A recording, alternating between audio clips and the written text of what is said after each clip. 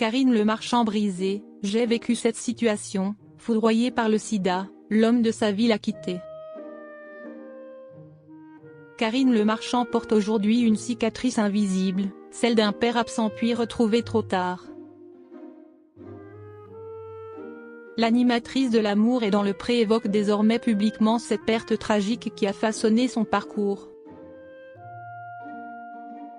Les blessures familiales sculptent parfois des personnalités publiques plus résilientes que d'autres. Karine Le Marchand incarne cette trajectoire singulière où le manque devient moteur. L'animatrice vedette ne cache plus les zones d'ombre de son histoire personnelle. Elle accepte désormais de parler ouvertement de son papa, mort du sida après des retrouvailles éphémères. Ce parcours douloureux révèle une femme qui a transformé l'absence en force vitale.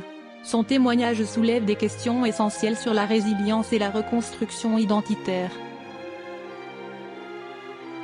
Une ovation au Salon de l'Agriculture qui a marqué les esprits.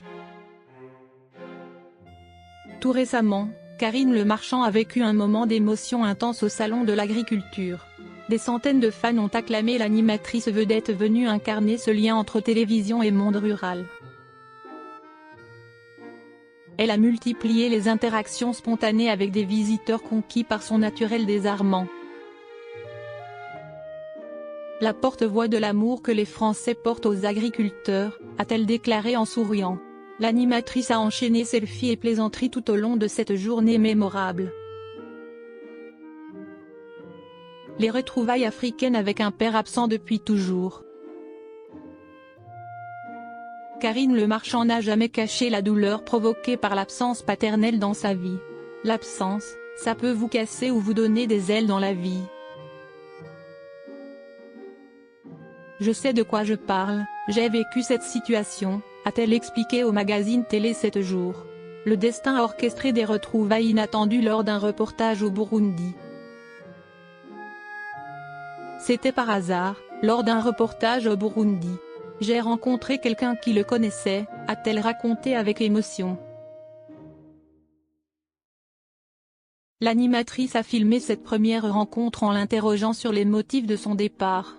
J'ai filmé notre rencontre en l'interrogeant sur les motifs de son départ et de cette absence de nouvelles, a-t-elle confié.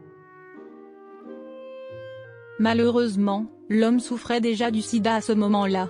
Nous nous sommes revus plusieurs fois, je n'avais pas grand-chose à lui dire, a-t-elle concédé avec pudeur. Son père a quitté cette fille qu'il n'a jamais vraiment connue 2 ans après leur retrouvaille. Un documentaire sur l'immigration qui a déclenché une polémique inattendue.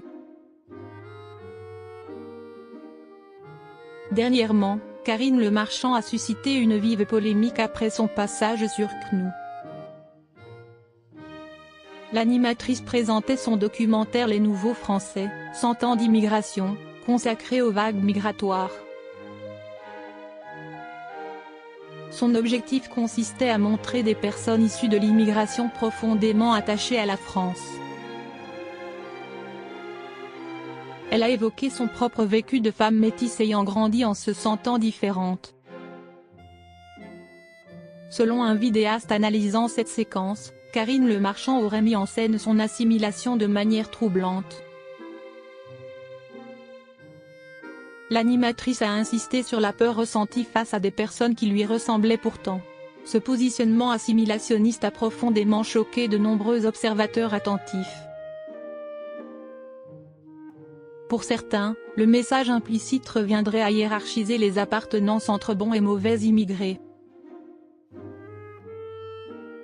Cette controverse révèle les tensions persistantes autour des questions identitaires dans le débat public français.